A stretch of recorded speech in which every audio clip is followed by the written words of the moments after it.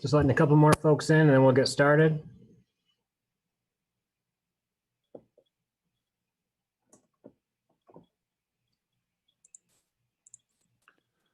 Thomas, that white screen that we were seeing a second ago, is that something that you control on your end, or is that something with my settings?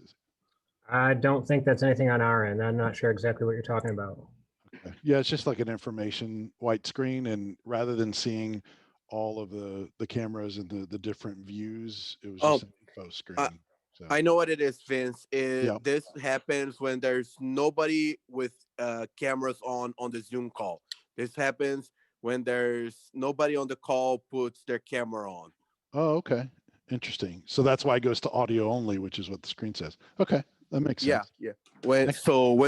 If any person on the call turns their camera on, then we'll show this person's camera. Gotcha. Appreciate it. No problem. All right, Dom, if you would just tilt that screen up toward Coach just a little bit. There we go. Thank you. All right. I think we're all set. Coach, can you just give us an audio test real quick? Hello, guys. How's everybody doing? Today's Tommy's birthday. He's 33 today. No presents from anyone. All right, that's not true. We're going to go ahead and start with questions. We use the raise your hand function, and we'll start with Grant Ramey. Rick, with 4 games over the next, week and a half or so, how important are these 4 games to figure out rotation and establish some of the rhythm and stuff you're talking about after the game Saturday? I think it's important. I mean, obviously, we're just hoping we can get them in, and that's the key, that we can play them. And but I do think the more we can play right now, before the last game, we talked about how long it seemed like we had practiced and how long it had been since we had played. And so it's going to be important. These minutes are going to be very, very important. And guys have to understand that it's about us getting better, having great respect for our opponent. And but those minutes aren't going to be given to anybody. They're going to be minutes that are going to be earned starting in practice like today. And that's how we're going to move forward. Mike Wilson and Rob Lewis. Yeah, Rick, is there a common trait that you've looked for in a sixth man over the years, or what are the attributes that make someone a valuable sixth or seventh man? I think once you go to that player, that they really elevate everything. They bring an energy to the court. They're going to make something happen some way, somehow, whether it's offensively or defensively. Versatility. And again, oftentimes that's a guy that, even though he's the quote unquote sixth man, he's a guy that at the end of the game is going to finish the game for you as a starter, because of the fact that he can do so many different things and he can make so many things happen for you. What make Jaden and Keon good sixth and seventh men, despite the fact that that's not really a role that they've probably been familiar with in the past? Well, again, the one thing, we talk about it. We don't care who starts. And I think our lineup will change, because we're going to keep really basing it on performance, production, and still trying to figure it out. I mean, we really are still trying to figure out how to get the rotation the right way, where everybody can be most effective. And you find out, but the one thing that has to happen when you settle on who starts, because again, I know people make that a bigger thing than I think that it is when you, I do think it's big with the players. I played and I wanted to be a starter, but now with our guys, you look at the other night, but also when I said I wanted to be a starter, I didn't understand the importance of wanting to be the guy that finished the game more so than the guy that started the game. But when you look at what's going on with the minutes, we're more concerned about that. Guys keeping it between, 26 minutes, 28 minutes. But to answer your question about those two guys, once they figure out everything, do they know the entire scheme, both offensively and defensively? They don't. And that's something that they're going to have to do. I mentioned it earlier. They have been hurt more so by the stoppage and starts than anybody, because the older guys, it's not that we're doing a whole lot of different things than we've done in the past. We maybe bring back stuff here or there, add here, but it's something that most of the older guys have seen, so they've got great recall with it. But the younger guys are still learning just the base package, and as they do that, I can see where, again, I do think their minutes will go up. I don't think there's any question about that. I can see them starting at some point. It could be both of them, one of them, none of them. Again, it's going to go back. And what we've harped on with these guys is just do your job when you go in the game. And players, I've always believed they will determine who's going to be there. They're going to determine who's going to play the minutes. They're going to determine who's going to finish the game. And I think over these next couple of games before we get into the conference, they're critical to these guys to understand, regardless of who we're playing, it's about us and each and everybody doing their job so we can get to the point where we know what we're going to get night in and night out, where these decisions get a whole lot easier. Coach, just what have you liked the most about your team in the first two games, and what, I don't know, concern is too strong a word. What do you need to get better at? Just each of those areas. Well, again, I think our defensive effort has been good. We've played two really good basketball teams that do some really good schemes. They've got good players, and we knew and we know, because it's no different than what we've done in the past. If we play defense initially the way we should, if we're locked in with our scouting report and doing the things that we're supposed to do, we're going to force teams into driving the ball. And then we've got to be able to guard whoever's in front of you. You got to be able to stay in front of them. We can't let them get on their hips and let them get to the rim and get us into rotations that way. But through the first two games, I think we've done a good job for the most part, with 2 games in, doing what we've asked them to do with the scout report. And we talked a lot after the Colorado game, because Colorado started driving the ball. We said that Cincinnati's going to drive it, which they did, and we gave up a couple too many straight line drives to the basket. And offensively, we want to get fouled, and we are a strong team. We're an athletic team. Shooting the ball again. I mean, I've been with these guys too much, and I've seen them, and we keep stats of every day in practice of our shooting, and we've got a nice shooting percentage. But in a game, I still think that some of those guys, or most guys, need to see it go through the basket a couple times, and they'll settle down that way. But what we want to be able to do on nights when we don't shoot the ball well, we proved the other night that we can still win a basketball game against a high-level team, and by doing it different ways. But when it all comes together is what we're working for. But if not, we still want to be a better rebounding team, a consistent rebounding team. We rebounded the ball great the other night, and a little bit better in the Colorado game than the numbers will show. But overall, that's got to be a major emphasis of every single night. We've got to rebound the ball, got to take care of the ball. And the turnovers, I mentioned the other night, the Colorado turnovers didn't hurt us. The other night, our turnovers hurt us, where they were able to convert those. Those are the plays that we have to eliminate, so we take care of the ball better. It's going to help us with our defense. And then we just take good shots. Just take the shots that we practice. Again, I'm confident. I want them to shoot them whether they're going in or not, and then I want us to go get them. Ryan Shumpert and Ben McGee. How important are these next 2 weeks in just kind of getting some confidence and comfort level for the big guys behind Pons and Fulkerson and their ability to give you good minutes off the bench?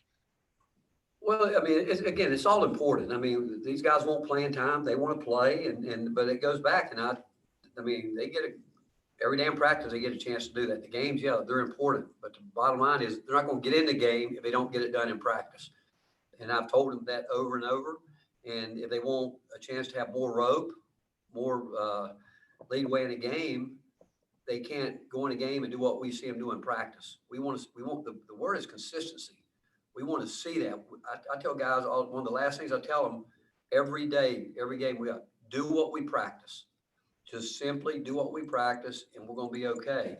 It's again, if guys don't practice well, they're probably not going to get a chance to play as much as they would like to play. So it starts with them understanding, and we want to see that happen in practice. But over these next couple of games, I like to get guys minutes in a game.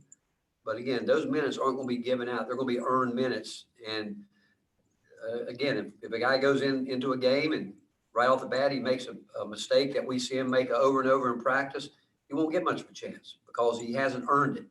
And that's what we're about. We don't want anybody to think they have a sense of entitlement. We got too many guys on this team. And again, our team works hard. They work hard. They play hard. And I think they like direct, honest answers. They want to know where they stand. And the way I'm talking to you is the way I'm going to talk to them. If they want those minutes, they're going to have to earn them. Coach, Devante Gaines has not played in the first 2 games. Has he been available? And if he has, what does he need to do in practice to earn those minutes that you continue to talk about? Going back to the word consistency, what are we going to get? Does he understand the scheme with everything we do, shooting the ball? Again, we want to, guys that we know, we just know what they're going to do. It goes back to consistency. For the guys that you haven't seen play, that's the word that I would put with all of them, consistency. The guys that are playing have shown more of a consistent type performance day in and day out where we have an idea. And that's not to say they're perfect, but the other guys, the ones that haven't played, are guys that are way too inconsistent, guys that probably get their names called too much in practice for not doing the right thing. And there's not a guy on this team that we don't believe in, that we don't think can get better. And some guys want to be stubborn. Some guys want to keep fighting it. If they keep fighting the system, they won't play. I mean, it's plain and simple. We got a proven formula here that we believe in, and the quicker guys buy into it, the quicker they'll play. Vince and Wes Rucker. Rick, what have you seen from Vescovi in terms of defense, getting off ball screens, some of those intangibles besides just the offense? Where has he made strides in your opinion? Well, I think the big thing with him, he's deceptive. I mean, people I think when you look at certain guys on the team, they get down guard. That's impressive. But he's a very deceptive, very intelligent defender. Same thing offensively. Terrific with pass fakes, ball fakes, quicker than you think, understands angles better than most guys. But defensively, again, he understands the mental preparation. He understands what he needs to do. He does his work early, very clever in the gaps. He's in that gap, and you think he's kind of just there, but he's playing. He's active in the gaps most of the time. And offensively, he has a solid idea of what we're trying to get done. And what's good about him, I think as time goes on, it's going to give him a chance to play off the ball too, which I think will help him because he's so good with moving without the ball.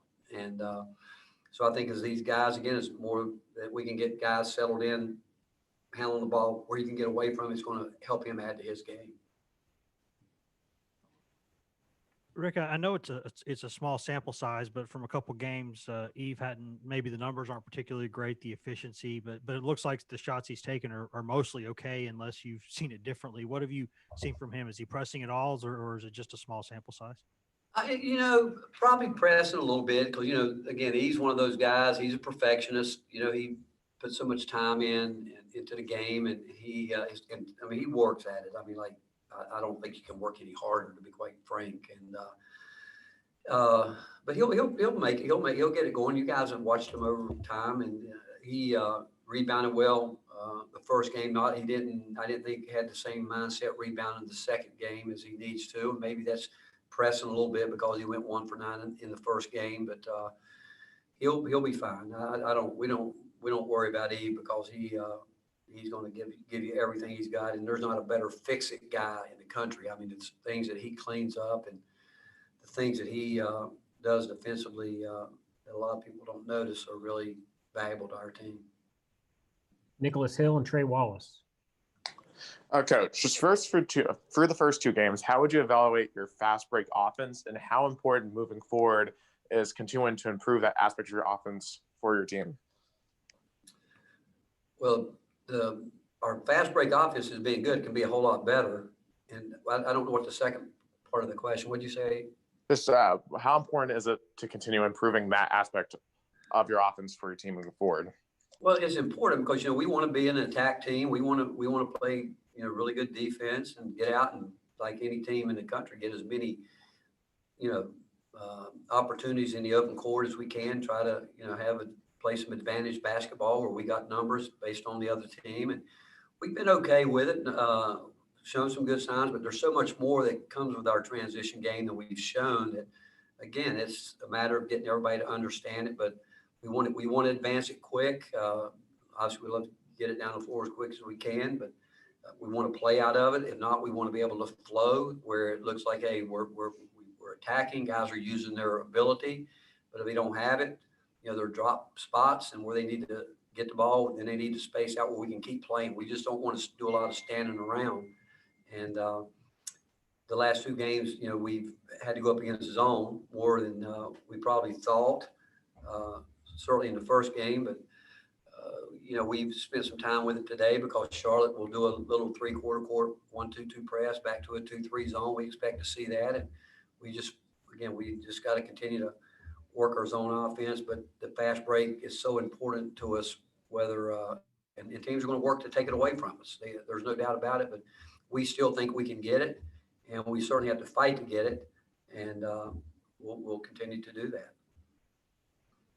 Rick, what did you think about going back and look at the game tape, the last few games? What did you think about the shot selection that you guys were taking, especially when the opposing teams were switching into zone, and then also your thoughts on EJ Anasicki, especially last game when he entered the game? Well, the first game, we had open shots against Colorado in the zone, not exactly in the spot of the floor, like instead of 15-foot jumpers, we want that 8-10-foot jumper against the zone in the middle of the zone. But they weren't bad shots. They were shots that guys practice. I don't have a problem. Probably my biggest problem is guys turning down good shots and then having to settle for one. It's not as good. That's what we've talked. We're open. We want to shoot the ball. And but I think that's maybe settling in here as the season gets started. And EJ, he's going to bring the energy. He's a guy that he's terrific coming off the bench because he's going to rebound. He's going to work hard. He's going to work as hard as he can on both ends to do things the right way. He's going to try to make the right plays on the defensive end. And he had a couple mistakes on rotations the other night defensively, but it was all because of just great effort, just trying to, help his teammate, try to make the next play. And offensively, I think he'll continue to, figure out how to play. He's at a different level now with taller players, bigger players, and he probably is used to playing against all along. But he's a guy that, he's going to keep getting better and better just because he works so hard at it. And a guy that when he comes in the game, we have a pretty good idea of what we know he's going to bring to us. Gustavo and Grant Ramey. Coach, today Tennessee basketball is ranked number 10 in the AP poll. The last time Tennessee was in the top 10 was by the end of the 2018-2019 season. How do you see Tennessee getting back to the top 10 team in the country? Well, I don't know if rankings matter right now. I don't. The thing about we played 2 games. Some other teams have played 5-6 games. And it's not something, we don't talk about rankings. We talk about getting better. All we'll say about rankings is when you have a number in front of your name, it becomes an even bigger game for your opponent because they got a chance to build a resume with it. But with that said, our whole philosophy is, hey, we're going to talk about getting better and what do we need to do to improve it. Every area, every player get better. It's great, notoriety for our program. It's great notoriety for our players. I think they understand if you're going to be that kind of opponent, you better be ready to bring it every single night. And that's what helps you when you do have that ranking. Because if you aren't tough enough mentally and physically to be ready to play every single night, you're going to get beat. It's plain and simple whether you got a number there or not. But I think the great thing about being a ranked team is to see how guys handle it when people are going to give you their best shots night in and night out. Rick, when you mentioned EJ Anasicki needs to adjust offensively given the competition, how does he need to adjust? What needs to change for him against taller opponents, different opponents? One, he needs to slow down a little bit. He's playing a little bit, and he's got to get back to fighting for his space on the floor where he wants it. But he's going to have to play above the rim. He's going to have to fight. He's used to, I'm sure, just throwing his body into people and knocking them off and finishing, and he can't finish. He's got to adjust to it's a more physical game and he's not afraid to be physical. Don't get me wrong, but he's being guarded in ways that he's never been guarded, night in and night out, and so he's going to learn how to deal with that himself. But I would say for all those post guys, other than Folky, probably it's all about doing your work early, knowing where you want the ball on the floor, getting your feet organized, ready to play when you catch the ball, as opposed to standing there like, what's next? I think that all those, EJ, I think that Olivier, Uros, all those guys need to understand if they get themselves ready to play with especially with the guard penetration we're getting right now, they're going to get to do a lot of things with the ball because they're going to be able to. The ball's will be passed to them, and so, but they've got to get their feet organized, and those three guys are still learning how to do that at a consistent level. Wes Rucker, Rob Lewis. Rick, I guess what a lot of us think about, kind of how a freshman or a newcomer accepts his role on the team or understands his role. But can the same be said for an upperclassman? I mean, every year you get new guys coming into a team. Every year is its own year, and every team's its own team. Can it be tough for veterans to kind of find their roles too early in the season? Can it be tough? Yeah, I think that we're all early in the year trying to figure it out. But when you got an unselfish group of guys, and we have a very unselfish group of guys, I think our guys really have great respect for the work that we put into our program. And I think they understand that there's no one that doesn't work harder. There's guys that work harder, absolutely. Are there guys that put more time in others? Absolutely. And older guys, the more versatile they can become, the more effective they can be for you. Like I've watched Josiah now, where he's getting to the point where he can play almost anywhere on the floor, which is going to help him in so many different ways.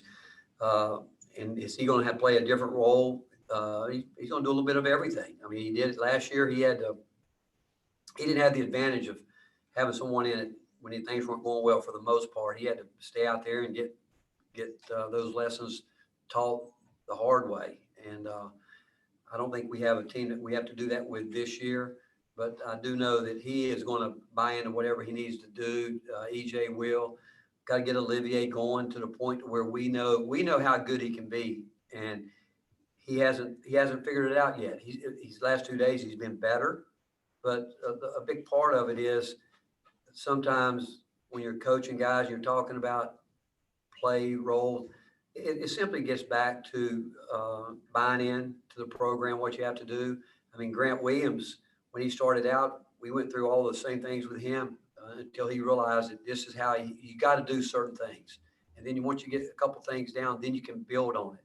But it still goes back to that word, whatever role guys play in, they've got to show consistency where they understand what we are trying to get done as a team every possession. Because we have a saying, every possession matters. And we need them to, and the guys that play the most minutes understand that simple fact that every possession matters, both offensively and defensively.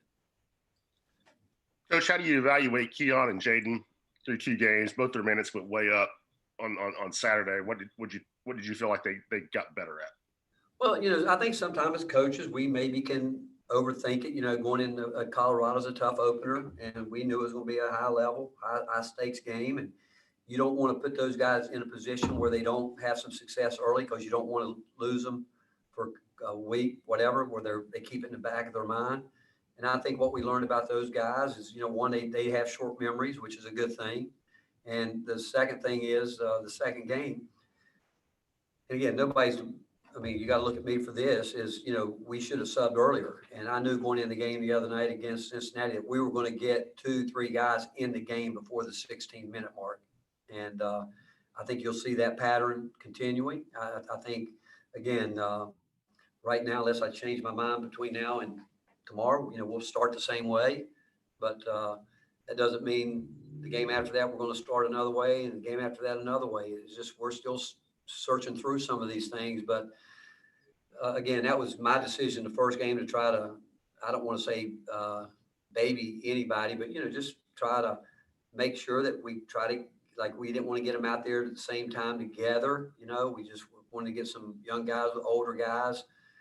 And the other night we just said, hey, we're just going to put 2 guys out there at one time and go. And then, again, try to get 3 guys in before the 16-minute mark. And normally that means Fulkerson's going to come out. We're going to try to use the timeouts to give him a little bit, get him out around the 16, 30, 45 mark and let him use that plus the timeout and get him back in and work him down like that. So the whole thing is, that we can be the freshest, most competitive we can be in the last 6 minutes of the game.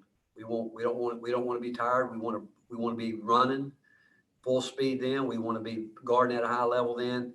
And we want to do that. We got to manage the minutes and in the first half and the first part of the second half. I'm going to finish up with Ryan Shumpert and then Mike Wilson. What have you seen from Appalachian State scouting those guys? They had a really nice road win the other night at Charlotte. I mean, they really did. They really well coached team. You know, they I think predominantly want to play man to man. Even though I mentioned they have a little 3/4 court press back to a 2-3 zone, which I could see that coming at some point in time. You know, we worked on it today, and so you know, we'll be better against the zone, I think, because and it's not like we've been bad against it. I mean, you know, we've won 2 games against 2 teams that do a pretty good job of their zone defense. But I love their offense. You know, they open it up. They sometimes will have a 5-out type spread motion offense where they like to play off the elbows and do some nice, little scissor actions sort of where they do some good things. 2 guards shooting the ball really well, and they've got a guy that again, I think they feel that they can go through just like we do with Fulkerson. But again, really well coached team, and like I said, they're coming off a nice road win at UNC Charlotte. Rick, are you guys all clear with having everyone eligible, or have you had any more positive tests come back? No, we're good. We're good to go. Other than, I think Tom, we're starting to test him for things other than the COVID. But otherwise, Tom, are you okay? I'm doing well. And I appreciate everybody accommodating the time change today. Coach ate something that really disagreed with his stomach, so he's battling some diarrhea and has to go get a cleanse this afternoon. So we appreciate everyone, and we'll look forward to seeing you guys at the arena on Tuesday. Hey, Well played, Tom. Well played. Let him wish Dom a happy birthday.